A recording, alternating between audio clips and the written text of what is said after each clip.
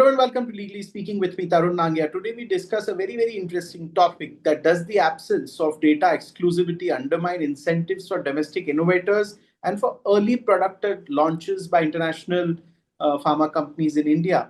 And also the fact that could India begin by introducing patent term adjustment as a more politically and legally palatable first step. But that's later on the show.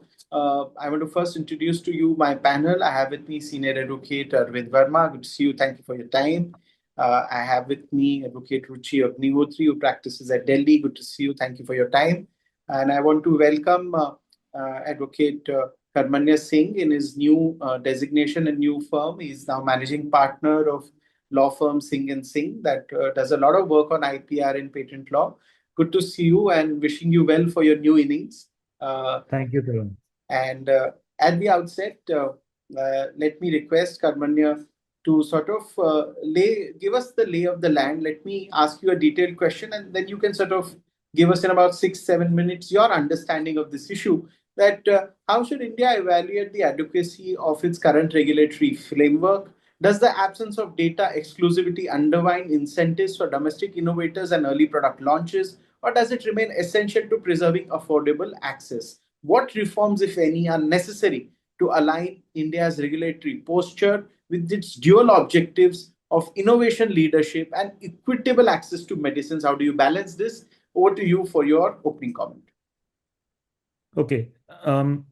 So I think the context that needs to be discussed today, and we're looking forward to discussing today, Tarun, is balancing the policy take that India has held for quite some time, especially on pharmaceutical drugs, and balancing that with innovation and investment into research, which a lot of companies have been doing. And in India as well, it is now an up and coming thing.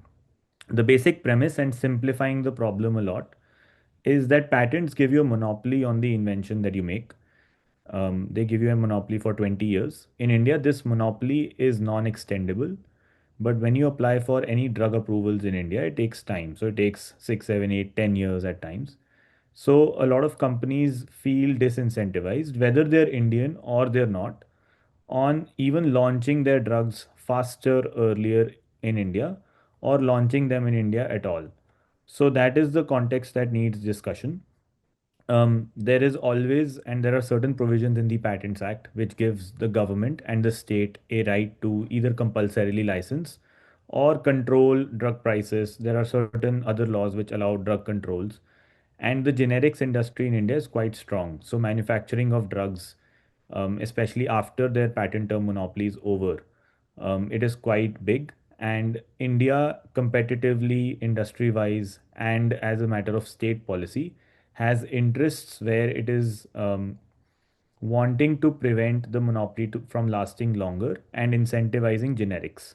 However, we are seeing now a shift in trends where innovation is happening in India as well. And a lot of international companies want to launch in India earlier to basically capitalize on the massive market.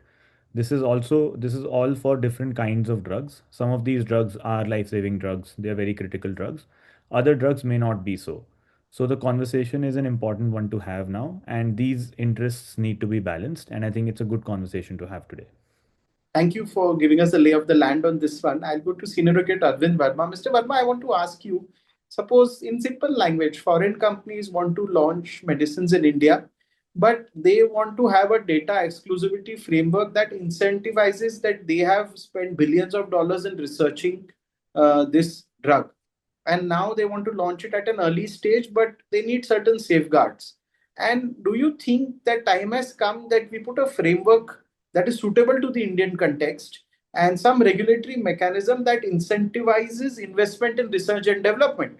Because I have been seeing that Indian drug manufacturers are excellent at what we call copy paste production. Don't invest in anything in R&D. You make a generic drug here in India, which they do very well. But because of this kind of a regime, investment in R&D is lowest in the government is also always the ministers we see are saying that Indian companies have the lowest R&D spend in the world among growing nations. I mean, many other countries, the developed countries do much more, we do much less. Do you think this is something that should be looked at? Yeah, please unmute yourself.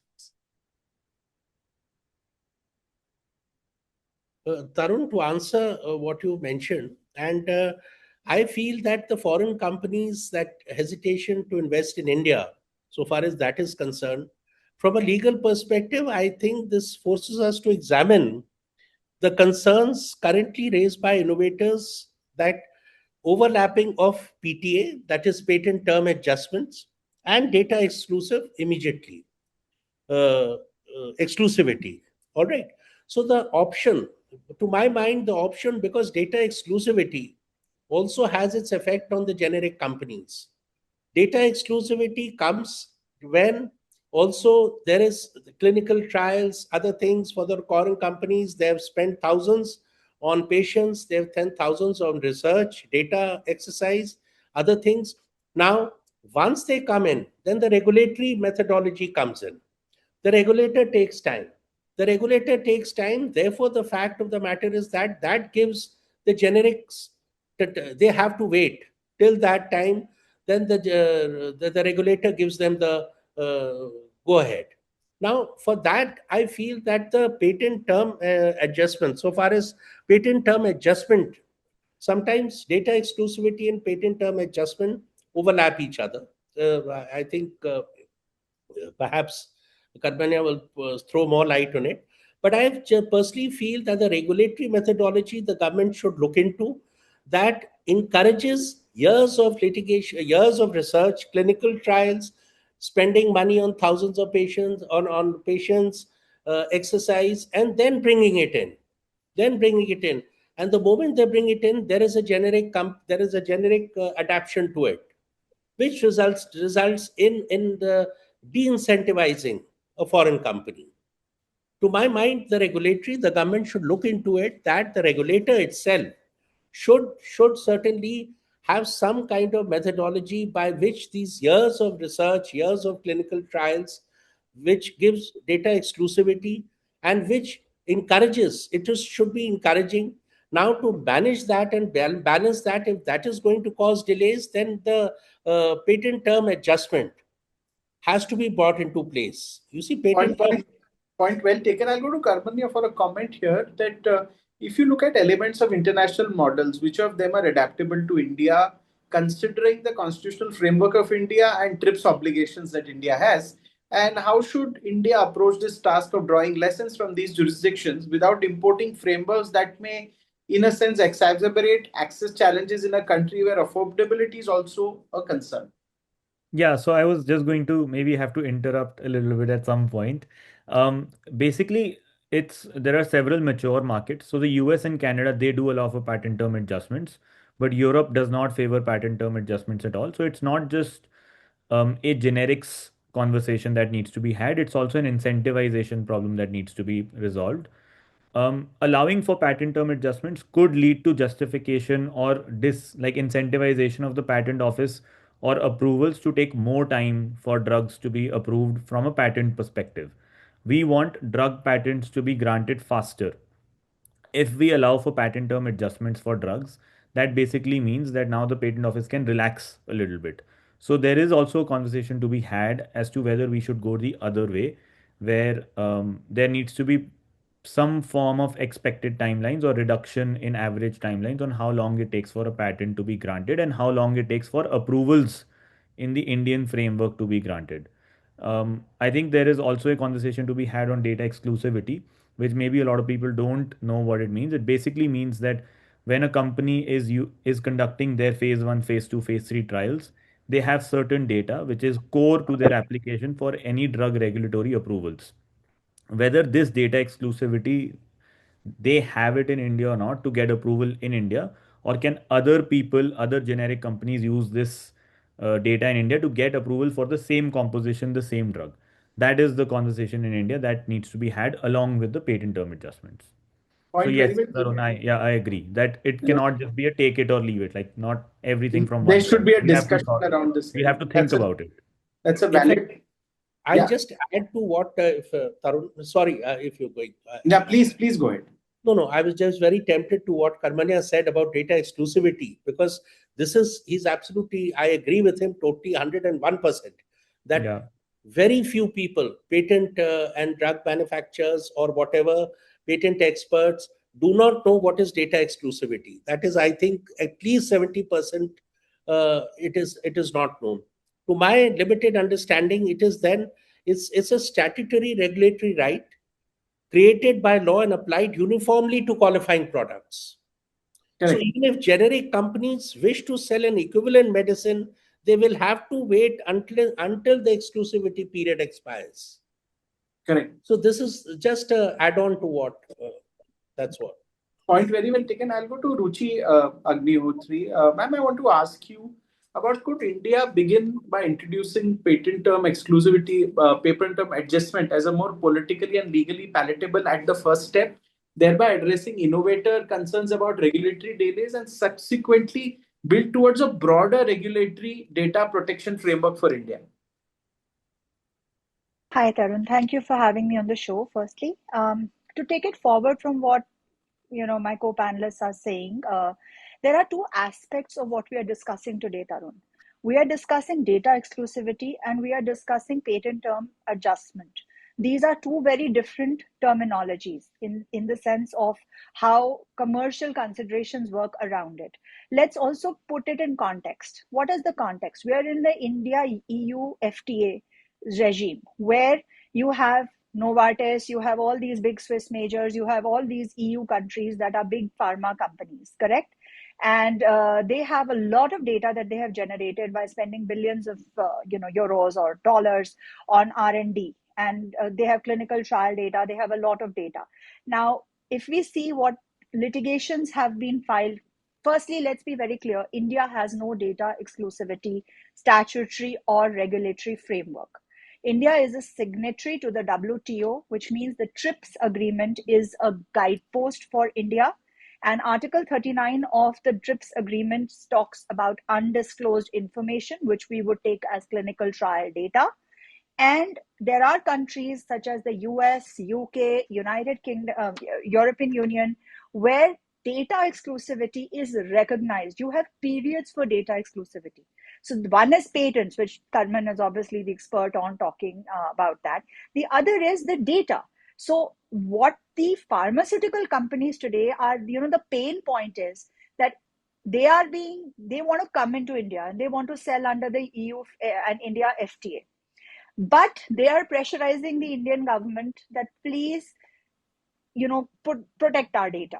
Indian government, however, because of the way we are functioning in India and the kind of judicial interpretations that are there, the lack of a regulatory framework. I'll give you an example, not in the pharma sector, but in the agrochemical sector. There was a chemical called imamectin benzoate that was being manufactured by Syngenta, which is a Swiss insecticide major. It's still functioning in India, and that they had generated that crop protection formulation with a great amount of R&D research that they had put in, and they were marketing it in India. Now, under the Insecticides Act, there is a registration that can be achieved by filing an application. A company called Jayashree Agro took that entire formulation, chemical composition, etc., and asked for registration of their own insecticide. And I was representing them. This is way back in 2009. They lost in the single bench. They lost in the division bench. And I'm talking of Syngenta, right? And what was held by the single judge then in 2009 was that there is absolutely no binding obligation imposed on India under the TRIPS agreement to provide a regulatory statutory framework for data exclusivity or data protection as we understand it, right? So this is the context where we are today. Even if, let us say, the way I take it, and Karman, of course, can correct me on this, if patent terms are even adjusted, let us say it becomes 30 years. But there is no law protecting the underlying clinical data. It is the innovation, and Novartis lost a case. Novartis has already lost a case in 2013 in the Supreme Court, where the Supreme Court opined that a new form of a known substance is not innovation. So, there are multiple ways that I think it can't be just a patent term adjustment. We actually have to have a regulatory regime in place that recognizes or at least is parameteria to what EU, US. Now, I mean, it is no applicability to what we are talking about today, but you want to encourage generics because people in India do not have buying capacity and therefore cannot afford the very expensive drugs that are there. Just recently, we've seen in Rajasthan, 5 women died during labor. Not during labor, they were after a C-section because oxytocin, which was to be given to them to stop bleeding, was actually just water. And it was not oxytocin. Now, it was manufactured by a generic manufacturer that is located in Punjab, whose license has now been cancelled. However, this throws up a lot. You are allowing people to pick up clinical data trials of already generated R&D and allowing them to manufacture generics, which is great if you see it in the context of how poor India is and how. But at the end of the day, there is a double-edged sword, right? So there has to be some sort of balance that has to be achieved by the regulatory and statutory framework, where you are keeping welfareism in mind, but at the same time you are allowing good tech, good clinical trial based pharma or agrochemicals. We are an agricultural economy, right? We need insecticides, we need pesticides, we need all those things. And each of those things come under the data exclusivity regime, which may not be stricto sensu exactly linked to patents. Point well taken, very well explained. Thank you, Ruchi. Karman, Can I want you to just, come in? yeah, I just have 2 points. I think the context is slightly changed right now. I agree with Ruchi to the extent that there are a lot of international players that have an interest in how this goes. But recently, there's also a lot of innovation that is happening in India as well. So, whatever provisions apply for data exclusivity or patent term adjustments, they would also apply to incentivize innovation within India. So, Indian companies manufacturing in India, innovating in India, creating drugs for the Indian market, which are probably researched better on Indian patients. I think that would also apply fairly to any international company that wants to get it. Number two, I think the Novartis judgment that set a very good precedent on evergreening, which is basically that a known substance, you can't just have a new form that doesn't have any efficacious result. You can't get another patent on it. However, patent term adjustments are a slightly different proposition where if there is delays at the patent office level or in regulatory approvals for drugs, in order to have the benefit passed on to the patent owner, you give an adjustment. I think there is a very clear distinction I want to draw here and bring out a fact. In the US, the damages window for patent infringement is 6 years from the date, like before the suit was filed. However, India is a jurisdiction that gives damages from the date of publication of the patent. So you can get 18 years of damages even if you file like in the 19th or the 20th year of infringement. So the damages window is longer compared to the US. This means that you have reprieve against these companies. I think lastly, the point that Ruchi raised around the drugs which were given to the Rajasthani women, I think that is also a separate problem. It is more of enforcement against these generic companies who are manufacturing bad drugs. I agree there are a lot of companies that are not manufacturing good quality drugs, but there are a lot of companies that are manufacturing good quality drugs. And generic companies also benefit from incentivization of international companies to come into India, because a lot of times generic companies get contracted out to manufacture the drugs within India to get Indian incentives and to be able to manufacture at scale here. So these points need to be kept in mind, and this is how the context has changed since the last 10 years when the innovation has started happening in India as well. I want to So ask just sorry, Karman. just a second. I absolutely agree with Karman on data exclusivity and indigenous innovation. The idea was to Exactly. put it in context that No, no, I data agree. exclusivity is a little different from what we are talking about as patent term adjustment. Patent term adjustment, Karman, I absolutely do not know. I don't even have the technical qualifications to be a patent attorney. I'm not an engineer, so therefore there you rule. No, no, it's not about being right or wrong. It's a very simple Not concept that right, if I not want right. to, no, no, and it's completely fair for people to not know. And I think it's a simple concept that the purpose of a patent is to give you a monopoly. If you don't get to enjoy that monopoly because you couldn't launch your drug for 6 or 7 years when the regulatory approvals were pending, do you think the state is owing you an obligation to extend the enjoyment of your monopoly? And that is a very simple but important concept to understand here. And the fact that the damages window starts from the date of publication, that is an important point which is different in India. So anyone who wants to enforce their patents in India needs to be aware of when the damages window starts. Point very well taken. I'll go to Senior Advocate Arvind Verma. I want to ask you that should we sort of, begin discussing that how stakeholders like innovators, generic manufacturers, public health advocates, and policymakers should interpret all this as a level playing field as far as the patent issue is concerned, and also about harmonizing the approval standards. A procedure should be developed around the same. And do you think critically there should be parliamentary deliberation on this issue, including public consultation also? In this, because of the, I agree, totally agree. Parliament interference, Parliament action on this, certain specialized committees with experts from all stakeholders. I would say for a patent thing, I think patent attorneys and others should also be involved because they know the subject. Technical experts should be involved because you see in the Parliament they have committees which are surrounded within themselves. Now, so far as that is concerned, as Ruchi mentioned about data exclusivity, so far as that is concerned, here there is a protective umbrella under the PTA. So far as this is concerned, so far as patent term adjustment is concerned, it has got a life. It is the patent application by a pharma company, Tarun, filed in 25. Validity of a patent, subject to correction, is 20 years. Now, you get the patent is granted by the patent office in India in 2033.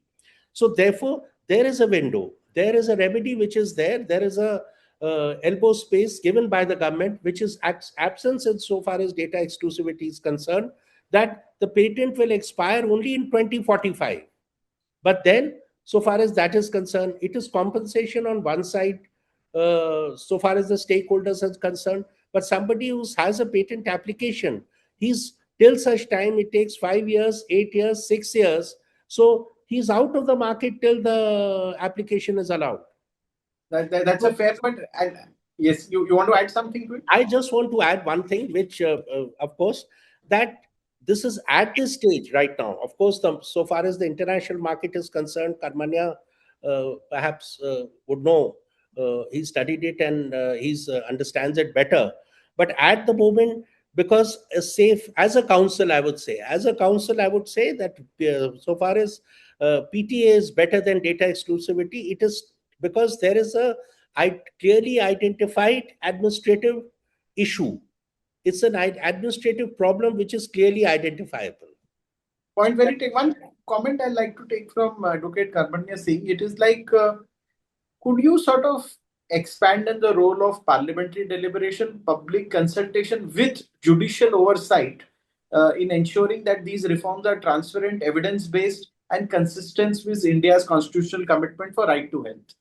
Right. So I will draw to Ruchi's very simple principle that access to healthcare does not deserve to be compromised here. India has a massive population which still struggles with access to good quality healthcare. I think the first step in any conversation like this is to find the hard known facts. And both of these will require the Office of the Controller General of Patents to work with the drug regulatory bodies in India and find out whether there are delays for patent approvals in the patent office and drug approvals in the drug regulatory bodies.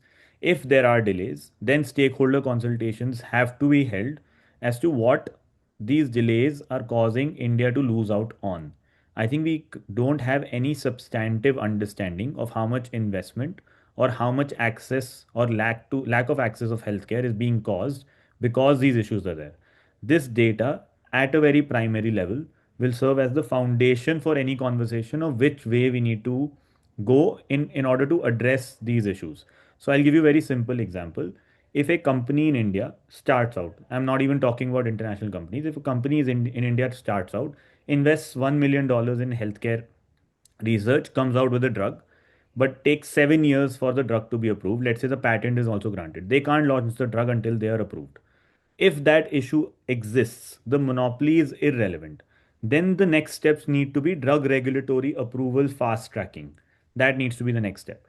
But if alternatively, for example, to argue for the case of patent term adjustments, the data has found that the drug regulatory approval comes, but the patent is not enforced because of X, Y, and Z reasons, and the damages that they claim or the generics start coming in too soon, that the money that they invested, the $1 million that they invested, they were never able to make it back because the generics started manufacturing in India and the government didn't do anything to grant a monopoly on this research. If that is the direction that we are going in, then a conversation is to be had as to whether patent term adjustments is the solution. For example, compulsory licensing, there's only been one compulsory license which has ever been brought in India, and that was for good reason. And there have been conversations and situations where compulsory licensing has been discussed. But the way compulsory licensing is talked about in India, it is talked about very negatively. So, actual hard facts need to form the foundation of a conversation like this. And then I agree within that constitutional framework where we balance the right of businesses to be able to invest and recoup their money and their investment against the right of access to healthcare. A lot of these drugs don't even have any healthcare, critical healthcare requirements. A lot of these drugs might be cosmetic or luxurious in nature. For those drugs, do we need to have a conversation of access to healthcare at all? So these more nuanced conversations can happen when we have the hard data in front of us.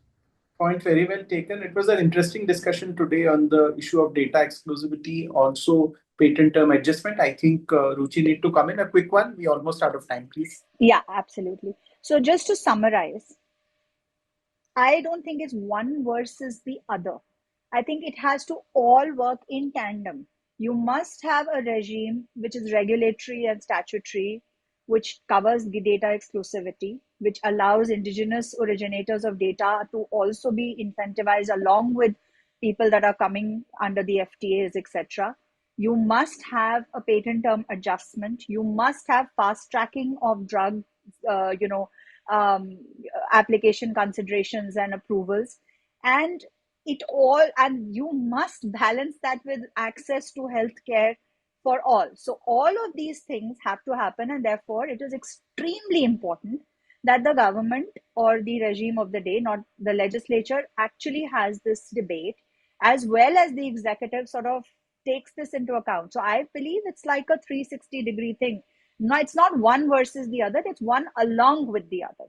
Yeah, Point, and I point. think from my perspective, very short, where I stand, I think there needs to be an adjustment, not to the patent term that the patents are given, but our current strategy. I think we are seeing big innovation investment. Where we stand right now, I think there is, like, my very gut feeling sense is that if not the actual laws, a perception difference needs to be built as to how India approaches pharmaceutical drugs. So, a conversation and a slight shift at least is necessary to incentivize innovation to come into More on India. that on our next show. This has been a very interesting conversation, but I think this can't be at the end of it. We would need to deliberate on this at length, maybe get some parliamentarians in who understand this subject, because the enlisting their support is also important on this important issue that is at the heart of R&D investments into drugs. That is very important. I'd like to thank Senior Advocate Arvind Verma, Advocate Ruchi Agnihotri, Karmanya Singh, Managing Partner of Singh and Singh. Appreciate your time and thank you so much for joining us. Thank you so much. Thank you, Thank you, Tarun. Tarun. Thank you, Thank guys. you. Thank you, everyone. Bye bye.